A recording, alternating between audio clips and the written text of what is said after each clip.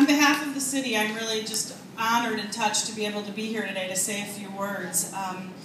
I've thought about what I would say at the opening of this store for the past 15 years. And those of you who know me well know that for 20 years I lived at the Bellevue right next door and looked at this vacant boarded building and the torn up surface parking lot, the lack of greening, and at time chain link fencing surrounding it, and thought this would be the site that my constituents would want to see something that was truly neighborhood serving, something that could serve the community and the 35,000 people who live in this immediate vicinity.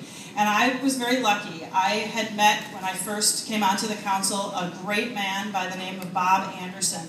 Bob, where are you? And Bob, who's sitting right in the back?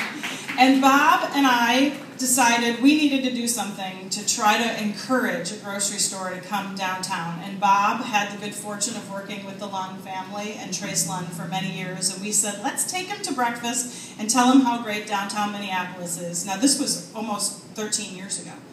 And we did. And we established a really great friendship and long-term working relationship with Trace Lund in an effort to try to recruit him to come to downtown Minneapolis.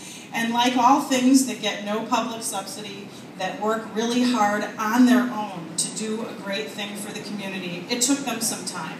But I think that that time that it took was incredibly well worth it. And so in the end, I want to note that Lunds has 3,200 employees working in the state of Minnesota, almost 20% family members. This is really a store and an organization that is about community, and this is a location and a building that is about community and history and the city.